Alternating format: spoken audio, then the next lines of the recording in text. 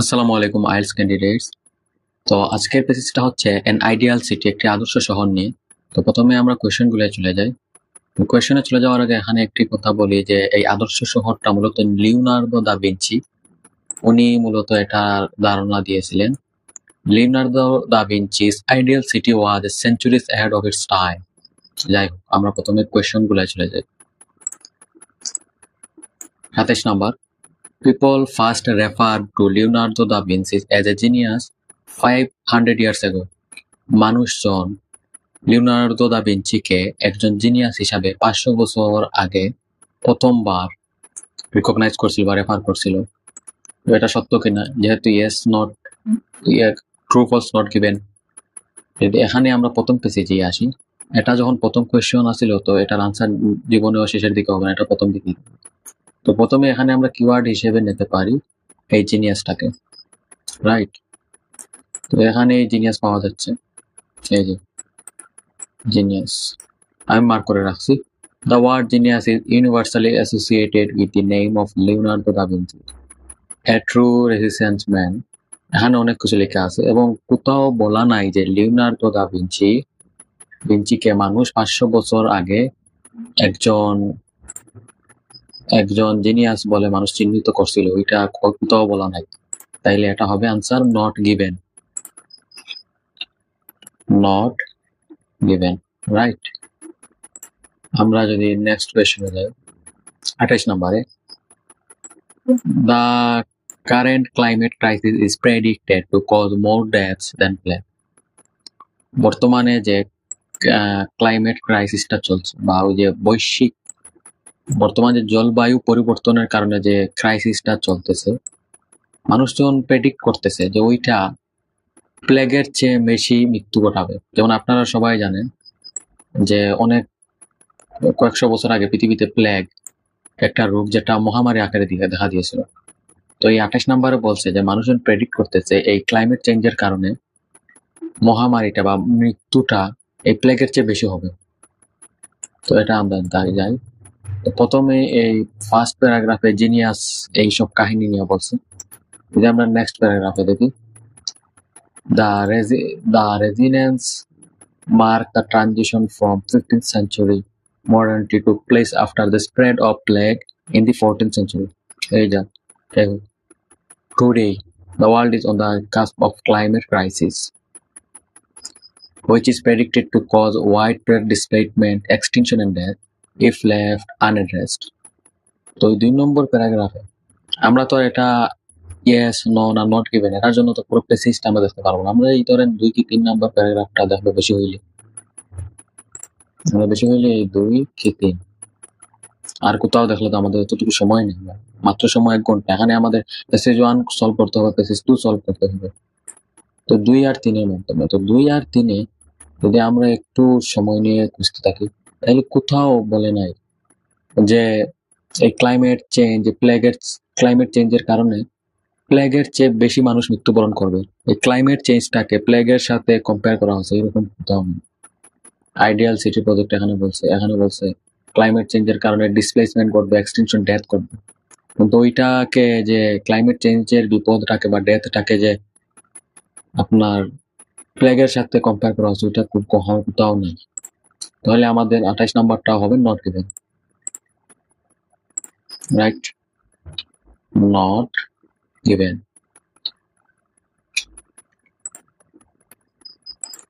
এই যে আমরা 29 নম্বরে যদি আসি, some of the challenges we face today can be compared to those of earlier time। বর্তমানে যে চ্যালেঞ্জগুলা, বর্তমান পৃথিবীতে আমরা যে চ্যালেঞ্জগুলা ফেস করি, ওইগুলাকে পূর্বের সময়ের বিভিন্ন চ্যালেঞ্জের সাথে কম্পেয়ার করা যেতে পারে। এই কথাটা প্যাসেজে কি দেওয়া আছে, ট্রু না নট, ট্রু না ফলস, এগুলো আমরা একটু বুঝি। যদি আমরা 2 নম্বর প্যাসেজে আসি, 2 নম্বর প্যারাগ্রাফে আসি, এই যে এখানে যদি দেখি, then as now radical solutions were called for to revolutionize the way people lived and safeguard humanity against catastrophe।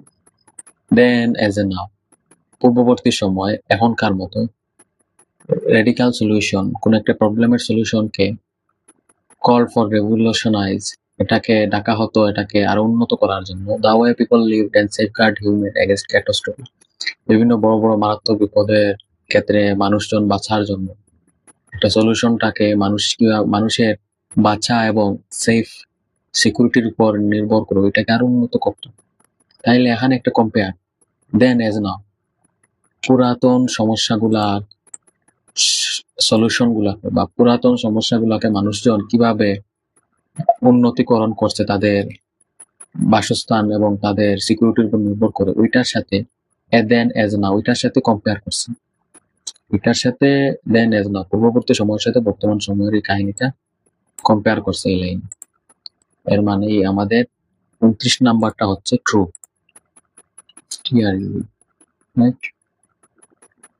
যদি আমরা 30 নাম্বারটা দেখি, Leonardo da Vinci's ideal city was constructed in the 15th century. Leonardo da Vinci ideal city, উনি একটি ideal city, উনার যে ideal সিটির ধারণাটা ওইটা 15th সেঞ্চুরিতে বিল্ড করা হয়েছিল। এটা সত্য নাকি মিথ্যা না দেওয়া হয়নি। যদি আমরা এখানে আসি, ওকে 3 নাম্বার প্যারাগ্রাফে যদি দেখি আমরা, এখানে 3 নাম্বার প্যারাগ্রাফে আমি এই যে মার্ক করে রাখো সময়টা যাতে বেঁচে যায়।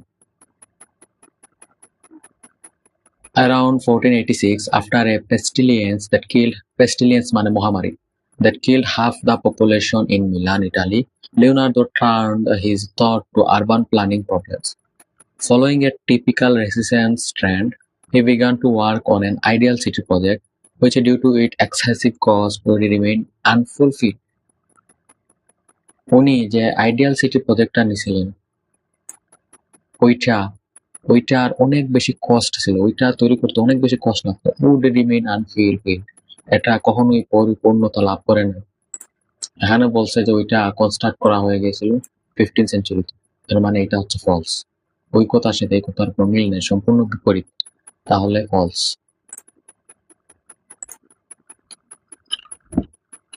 রাইট। আমরা যদি 31 নম্বরে যাই, poor town planning is the major contributor to climate change. 31 নম্বরে বলছে যে টাউন প্ল্যানিংটা দুর্বল হলে এটা ক্লাইমেট চেঞ্জের ক্ষেত্রে মারাত্মক ভূমিকা রাখে। এই কথাটা সত্য নাকি মিথ্যা?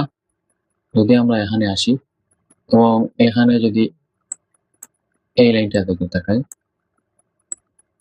given that unsustainable urban model, যেগুলা আর কি ভুল আরবান মডেল, ভুল শহুরে প্ল্যানগুলা আর দ্য কি cost of global climate change today. মানে কোন একটা শহরের প্ল্যান করার ক্ষেত্রে ওইটা কিভাবে শহরটা বিল্ড হবে ওইটা প্ল্যান করার ক্ষেত্রে আনসাস্টেইনেবল এরকম একটা ভুল প্ল্যান হলে ওইটা বর্তমানে জলবায়ু পরিবর্তনে ভূমিকা রাখে, বা ওইটা হচ্ছে জলবায়ু পরিবর্তনের একটা কারণ, ভুল ভাবে শহর ডিজাইন করা। এর মানে হচ্ছে আমাদের 31 নাম্বারটা হচ্ছে true.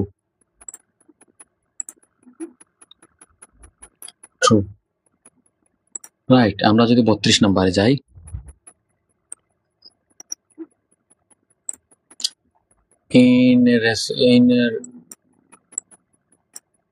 in Renaissance times, local people fought against the changes to Pienza and Ferrara. এই রেসিনেন্স টাইমের সময় স্থানীয় মানুষরা পিনেজা এবং ফেরেরা নামক দুটি জায়গায় একটা চেঞ্জ হয়েছিল, ওই চেঞ্জের বিরুদ্ধে তারা লড়াই করছিল। যদি আমরা একটু নিচের দিকে যাই,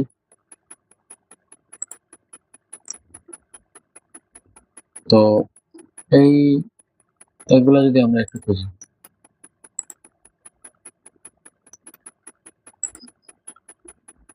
আমাদের এখানে কিওয়ার্ডটা নিতে হবে রেসিনেন্স টাইম। রেসিনেন্স টাইমটা কোথায়? আমরা যদি একটু খুঁজি, এই দেখুন এইখানে রেসিনেন্স টাইম নিয়ে বলছে, রেসিনেন্স মেন্ট পুস্ট ফরওয়ার্ড। মানে এই যে আমি যদি পুরো এই যে পিনিয়েচা, ফেরেরা এই যে পুরো জায়গায় মানুষজন এগুলার যে চেঞ্জ গুলা হয়েছিল ওইগুলা আর না হওয়ার জন্য মানুষজন যে লড়াই করতেছিল, স্থানীয় লোকরা যে লড়াই করতেছিল, ওই সব লড়াই নিয়ে কিছু বলা হয়। এর মানে আমাদের 32 নাম্বারটা হচ্ছে not given, not given, right? আমরা যদি এখন 33 নাম্বারে যাই, 33 নাম্বার বলছে Leonardo da Vinci kept a neat and organized record of his design. এই লিওনার্দো দা ভিঞ্চি উনি যে ডিজাইনগুলো করছিলেন ওইটার একটি সুন্দর এবং ভালোভাবে অর্গানাইজ করে একটা রেকর্ড উনি রেখে গিয়েছিলেন। এটা সত্য না তো মিথ্যা কথা মানে। যদি আমরা এই প্যারাগ্রাফে আসি, it is not easy to identify a coordinated vision of Leonardo ideal city because of his disorder of way of working with note and sketches. Leonardo da ভিঞ্চির একটি সমস্যা ছিল, জন্মগত সমস্যা, যে উনি ভালোভাবে নোট এবং স্কেচ মানে ওই পেন্সিল দিয়ে আঁকতে পারতেন না, যার কারণে but from largest collection of Leonard paper were ever assembly, ওইগুলার যাওয়ার দরকার নেই। তো ওনার যখন এই কথাটা বলছে যে ওনার একটি ডিসঅর্ডার বা ওনার একটি সমস্যা ছিল, উনি ভালোভাবে স্কেচ এবং নোট করতে পারতেন না, এর মানেই বোঝা যায় স্কেচ এবং নোট না করার কারণে উনি কখনোই কিট এবং উনি কখনোই একটা নিট এবং অর্গানাইজ রেকর্ড যেতে পারবেন না। মানে এই কথাটা ভুল। এখানে বলছে উনি রেখে গেছেন, কিন্তু ওইখানে বলছে ওনার ডিসঅর্ডার ছিল, তার মানে এই কথার সাথে ওই কথা পুরোপুরি বিপরীত, এটা হবে ফলস, রাইট? আচ্ছা, আমরা যদি এখন নেক্সট কোয়েশ্চেন গুলা যাই,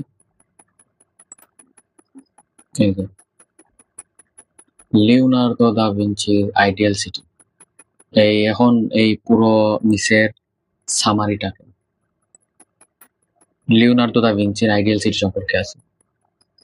A collection of Leonardo da Vinci's paperwork revealed his design of a new city beside the Ticino River. This was to provide better space for trade and a less polluted environment. তো এই Leonardo da Vinci উনি শহরের design করছিলেন, টিসিনো রিভারের পাশে একটি design করছিলেন শহরের design করার সময়। This was to provide a better, উনি যে ডিজাইন করছিলেন টিসিনো রিভারের পাশে for trade and less polluted environment, উনি একটি লেস বা কম দূষিত একটি পরিবেশ নিশ্চিত করার জন্য উনি টিসিনো রিভারের পাশে কেন ডিজাইনটা করছিলেন? দিস ওয়াজ প্রোভাইড বেটার কি? আমরা প্রথমে টিসিনো রিভারটা খুঁজে নেব। এই যে আমরা টিসিনো রিভার পেয়ে গেছি, এই যে আমরা টিসিনো রিভার পেয়েছি। টিসিনো river, Ticino River, which runs from Switzerland into Italy and is 248 kilometre long, যেটা সুইজারল্যান্ড থেকে ইতালি গিয়েছিল এবং 248 কিলোমিটার লম্বা। He designed the city for the easy transport of goods and clean urban space. এই শহুরে জায়গাগুলোকে পরিষ্কার রাখার জন্য এবং ইজি ট্রান্সপোর্টের জন্য উনি এগুলো ডিজাইন করছেন। তো এখানে less polluted environment and clean এক কথা, তো ইজি ট্রান্সপোর্ট ছিল, তো প্রোভাইড বেটার ট্রান্সপোর্ট, তো এখানে কি হবে? ট্রান্সপোর্ট হবে, transport, TRA NSP word, right?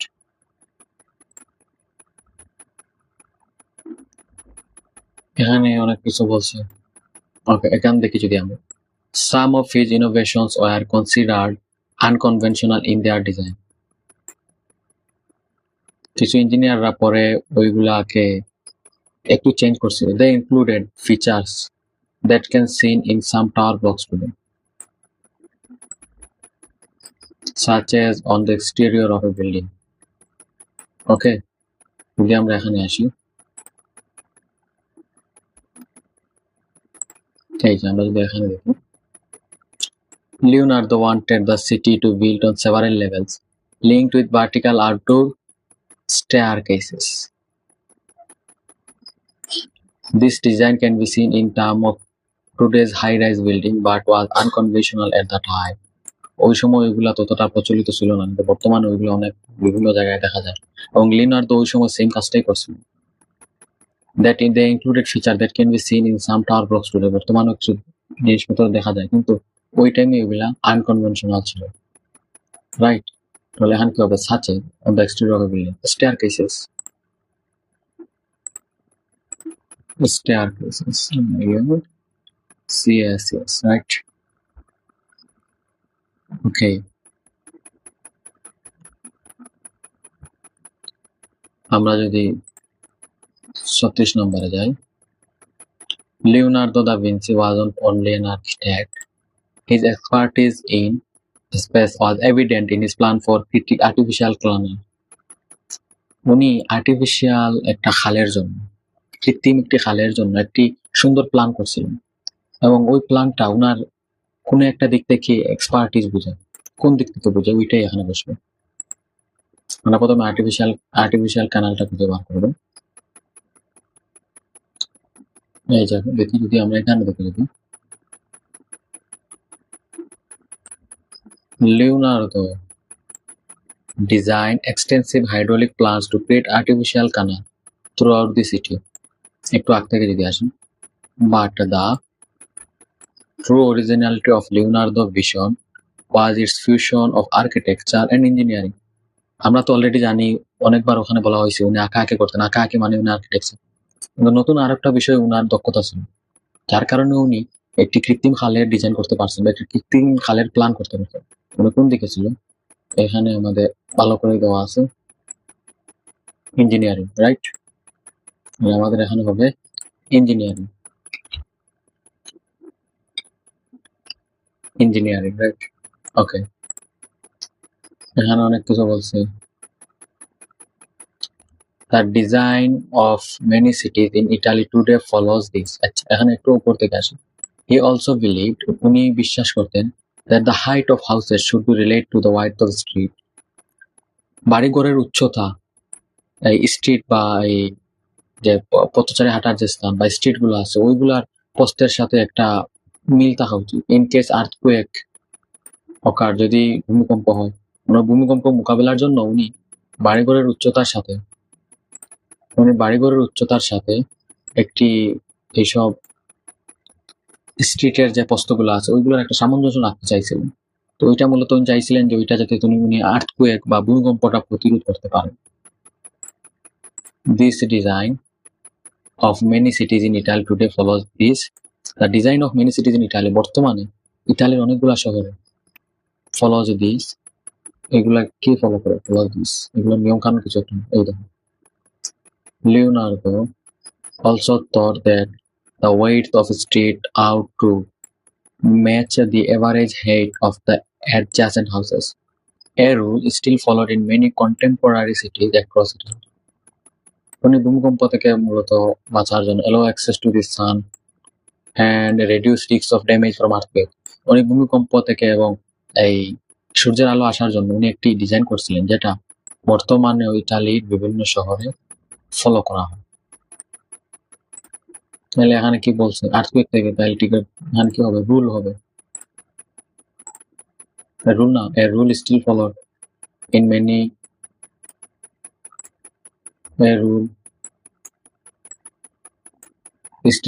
many contemporary cities in across Italy. তাহলে এখানে কি হবে? রুল, নিয়ম হবে, RULE, right?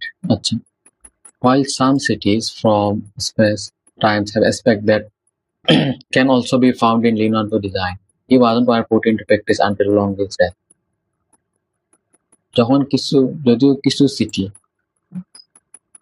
from লিওনার্দো ওনার ডিজাইনে কিছু পুরাতন সময়ের কিছু ডিজাইন এড করছিলেন, his ideas weren't put into practice until long after his death. ওনার ডিজাইনগুলো ওই সিটিগুলোতে প্রয়োগ করা হয়েছিল এবং উনি যখন মারা গিয়েছিলেন তখনই প্রয়োগ করা হয়েছিল। Some cities from time aspect that concept, পুরাতন কোন একটা টাইম, পুরাতন টাইমের নামটা আমরা জানি। এই যে এখানে যদি দেখি আমরা, although some of these features existed in Roman cities before Leonardo drawing, there had never been a multi-level. যদিও কিছু ফিচার, ওনার ডিজাইনের কিছু ফিচার রোমান সিটিতে দেওয়া ছিল, রোমান সিটি ওগুলো হচ্ছে পুরাতন। এখানে কি হবে? 29 নাম্বার রোমান হবে, রোমান টাইম, যে টাইমের জিনিসপত্র আমরা এখানে রোমান দিয়ে দেবো, রোমান টাইম। আর one time, right? His ideas weren't put into practice until long after his death. আমাদের 39 নম্বরে যাই। Dash is one example of a city that was redesigned in the 19th century in the way that Leonardo had envisaged.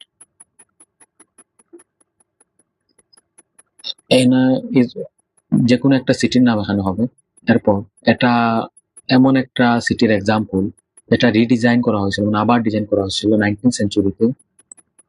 In the way Leonardo had envisaged, Leonardo যেভাবে চিন্তা করেছিলেন ওই রকম একটা city পুনরায় ডিজাইন করা হয়েছিল, এবং ওই সিটির নামটা এখানে হবে is one of the example. ওইটার নামটাই এখানে হবে এক্সাম্পল হিসেবে। আমরা এখানে আসি, এইদিকে এই লাইনে যদি আমরা একটু দেখি, it wasn't until the 19th century that comes up with the ideas were applied.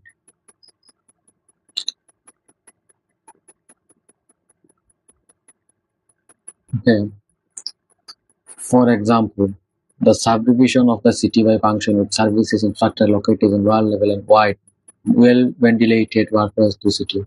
It is an idea that can found in George Haussmann renovation in Paris. Sorry. Area also Paris. Under Emperor Napoleon III. এরপরগুলো পড়ানো। তো এখানে বলছে 19th সেঞ্চুরিতে ওনার idea apply করা হয়েছে, এবং পরে এইরকম ঘুরতে ঘুরতে এসে আপনারা যদি সময় নিয়ে ডিটেলস পড়েন দেখবেন is an idea that can found, এই আইডিয়াটা দেখা গিয়েছিল বা ওনার আইডিয়া যে অ্যাপ্লাই করা হয়েছিল ওইটা প্যারিসের আন্ডার এম্পেরিয়র নেপোলিয়ন থার্ডে প্যারিসে এটা বলছিলেন। এই আনসারটা হবে প্যারিস, প্যারিসে ওনার ডিজাইন 19th সেঞ্চুরিতে অ্যাপ্লাই করা হয়েছিল। আনসার হবে প্যারিস। প্যারিস হচ্ছে একটা এক্সাম্পল, প্যারিস রিডিজাইন করা হয়েছিল নেপোলিয়ন থার্ডের টাইম। ওকে,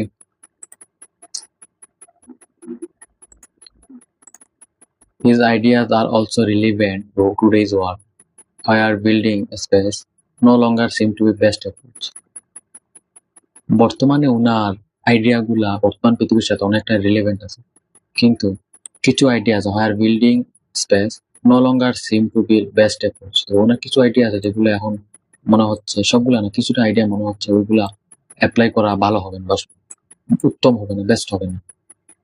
তো ওই কোন আইডিয়াটা এখানে দেখি। Today's Leonardo idea are not simply valid, they usually suggest a way forward for urban planning. Many scholars think that the compact city built upward instead of outward. বর্তমানে অনেক স্কলাররা মনে করেন একটা সিটি তৈরি করার জন্য এটা ভিতরেরটা প্ল্যান না নিয়ে কিভাবে বাইরের দিকে করতে হবে এটা চিন্তা করা উচিত। আউটওয়ার্ড ইন্টিগ্রেটেড উইথ নেচার, মানে ওইটা